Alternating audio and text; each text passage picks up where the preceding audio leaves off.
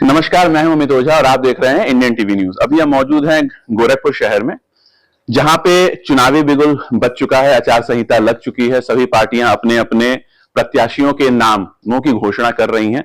जहां पे कुछ पार्टियों ने अपने पुराने सांसदों पर ही दांव खेला है और तो वहीं पे कुछ नए चेहरों को मौका दिया गया है।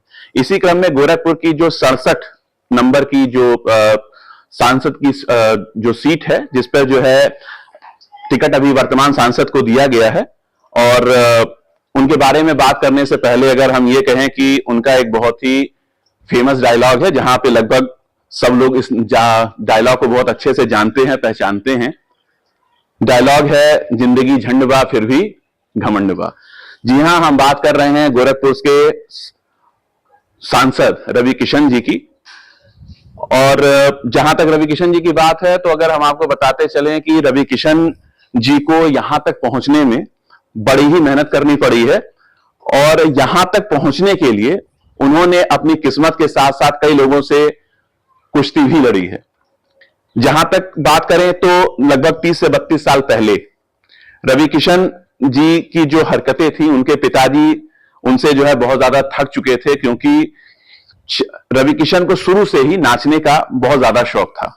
अब एक कलाकार था जो उनको नाचने के लिए अंदर से प्रेरित करता था, लेकिन चूंकि हमारे वहां अगर कोई लड़का जो है इस तरीके से नाचने का प्रयास करता है तो उसको ज्यादातर अच्छे नजरों से नहीं देखा जाता है। लेकिन रवि किशन जी की एक आदत थी कि कहीं पे भी ढोल हो, नगाड़ा हो, अगर उसकी आवाज होती हो, किसी की शादी हो, किसी की मैयत हो, इससे उनको कोई फर्क नहीं पड़ता था। कभी कभी ऐसा लगता था कि प्रकृति और नियति ने दोनों ने मिलकर ढोल और नगाड़े का जो सृजन किया है वो रवि किशन जी के लिए ही किया है। रवि किशन जी के पिताजी को ये चीजें बिल्कुल भी पसंद नहीं थी, लेकिन रवि किशन जी को एक्टिंग का और नाचने का बहुत ज्यादा शौक था। इसी क्रम में रामलीला में उनको एक बार सीता का किरदार करने का मौका मिला, लेकिन जहां एक तरफ उनके पिताजी उनके नाचने को लेकर तैयार नहीं हो रहे थे, उनको इस चीज को स्वीकार करने में दिक्कत हो रही थी। गरीबी में जीवन यापन करने वाले रवि किशन के पिताजी बहुत ही इज्जतदार व्यक्ति थे, जो इन चीजों को बिल्कुल भी पसंद नहीं करते थे। तो रामलीला में जो सीता का किरदार था, एक महिला का किरदार था, उनके पिताजी उस किरदार को कैसे मानते, कैसे उनके लिए तैयार होते, ये रवि किशन जी के लिए बहुत बड़ा एक सवाल था। लेकिन मन में कहीं ना कहीं एक उम्मीद ये भी थी कि आज नहीं तो कल पिताजी को मना लिया जाएगा।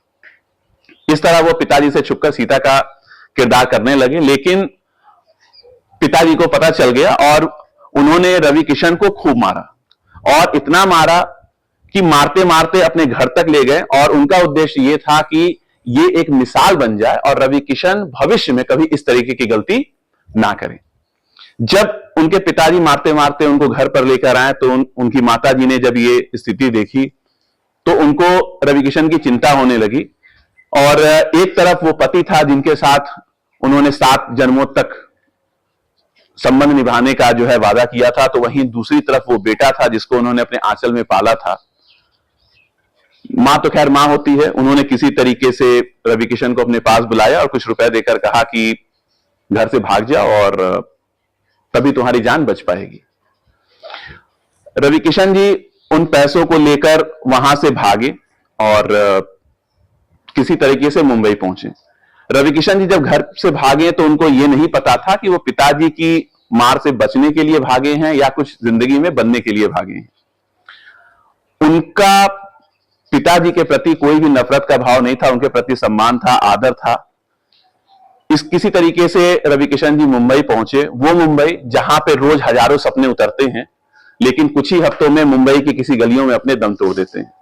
रवि किशन जी ने किसी तरीके से वहां पे पहले छत का इंतजाम किया, फिर जो भी छोटा मोटा काम मिलता गया उस काम को करते गए, लेकिन उनको यह नहीं पता था कि करना क्या था। वो पहुंच तो गए थे मुंबई, लेकिन फिर भी उनको अभी कोई ऐसी राह नहीं मिल रही थी कि उनको आखिर करना क्या है। इसी तरह छोटे मोटे रोल करते हुए किसी तरीके से उन्होंने अपनी वहां पे पहचान बनाने की कोशिश की। कई बार ऐसा भी हुआ कि फिल्म में उनका रोल मिला, लेकिन कभी फिल्म एडिटिंग टेबल पर झूल गई, तो कभी फिल्म जो है डब्बे में ही बंद हो गई। कई बार ऐसा भी हुआ कि उन्होंने रोल किया तो उनके रोल को या तो काट दिया गया या तो फिल्म जो है रिलीज ही नहीं हो पाई। लेकिन इन सब के बावजूद उन्होंने अपनी हिम्मत नहीं हारी और इसका फायदा भी हुआ और नुकसान भी हुआ। फायदा यह हुआ कि हुनर तराशा जा रहा था और नुकसान यह हुआ कि पहचान नहीं मिल रही थी। कुछ इसी तरीके से करते करते डीडी मेट्रो पे एक सीरियल आया हेलो इंस्पेक्टर, जिसपे रवि किशन को एक रोल मिला और उस रोल से पहले वो लोगों के घरों में पहुंचे और उसके बाद लोगों के दिलों में पहुंचे। उनको एक पहचान मिली, लोगों ने ये जाना कि ये एक्टर किसी भी तरीके का रोल कर सकता है। लेकिन एक जो सबसे बड़ी बात यह है कि जो गांव देहात का आदमी होता है वो अपनी खेती के लिए प्रकृति पर पूरी तरीके से निर्भर नहीं रहता है। वो मेघों के बरसने का इंतजार तो करता है, दुआएं भी करता है, लेकिन फिर भी अगर किसी कारणवश अगर बारिश नहीं होती है फिर भी वो कहीं ना कहीं से प्रकृति के विरुद्ध भी जाकर अपनी फसल को उगा देता है। ऐसा ही कुछ रवि किशन के साथ भी हुआ।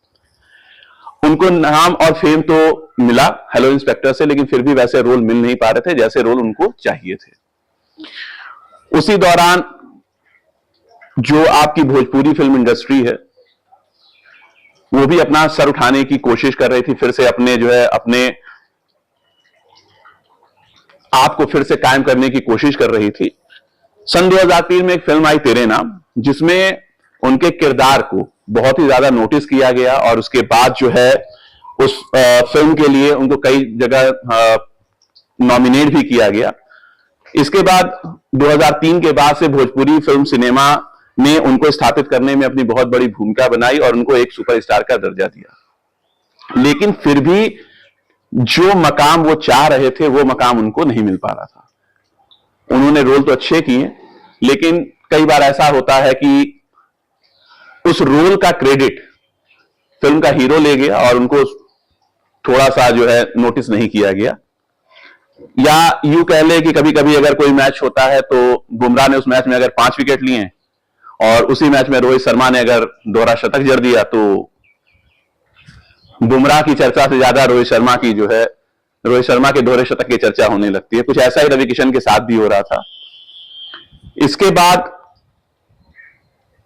उनके पास जो है बिग बॉस का भी एक ऑफर आया। चूंकि उस समय भोजपुरी फिल्मों में रवि किशन बहुत ज्यादा व्यस्त थे तो शायद उन्होंने काम के बोझ को कम करने के लिए उन्होंने बिग बॉस के ऑफर को स्वीकार भी कर लिया। और वहां पे जाने के बाद, उस घर में जाने के बाद लगभग हर गांव, हर शहर, हर प्रदेश के लोग या कह लें कि भारत में लगभग सभी जगह लोग रवि किशन को जानने और पहचानने लगे थे। इसके बाद उनकी एंट्री साउथ फिल्मों में हुई, जहां पे उनको और अच्छे किरदार मिले, उनको और अच्छे मौके मिले। और उसके बाद रवि किशन एक ऐसा नाम बन चुके थे जो लगभग हर आदमी जिनको जानता था पहचानता था, और अपने किरदारों से कुछ इस तरीके से रिलेवेंट हो गए कि साल की लगभग बड़ी फिल्मों में उनके रोल जो है आ ही। लेकिन जो मकाम वो हासिल करना चाहते थे वो मकाम उनको नहीं मिल पा रहा था। जिस मकाम की तलाश के लिए वो घर से निकले थे वो मकाम उनको नहीं मिल पा रहा था। कहीं ना कहीं अंदर एक कसक थी कि जो वो चाह रहे थे वो उनको मिल नहीं रहा था। फिर 2014 में उन्होंने जौनपुर की सीट से कांग्रेस के टिकट पर चुनाव लड़ा, जहां से उन्हें बुरी तरह हार मिली।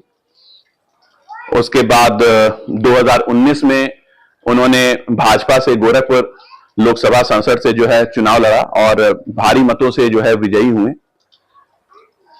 इसके बाद अभी हाल में ही उनकी एक फिल्म रिलीज हुई लापता लेडीज, जिसमें उनके निभाए गए किरदार को जो सकारात्मक प्रतिक्रिया मिल रही है उसकी खुशी उनके चेहरे पर स्पष्ट रूप से देखी जा सकती है।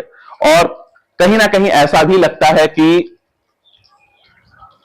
जो सपना एक बच्चे ने एक खिलौने को पाने के लिए देखा था वो अब जाके जो है पूरा हुआ है। अभी 2024 है और इस बार भाजपा ने फिर से उन पर अपना विश्वास जताया है और उनको गोरखपुर लोकसभा संसद से जो है अपना उम्मीदवार बनाया है। अब देखना यह है कि जिस तरह रवि किशन ने फिल्मों में अपने विरोधियों को, अपने दुश्मनों को पटखनी दी और दर्शकों को ताली बजाने के लिए मजबूर किया, क्या उसी तरह राजनीति के मंच पर अपने विरोधियों को भी पटखनी देने में वे कामयाब होते हैं और जो यहां की गोरखपुर की जो जनता है उनके उम्मीदों पर खरे उतरते हैं। इस संदर्भ में हम आगे भी और ऐसी खबरें जो है आपको बताते रहेंगे। आगे की और खबरें जानने के लिए हमारे साथ जुड़े रहें। गोरखपुर से इंडियन टीवी न्यूज के लिए अमित ओझा की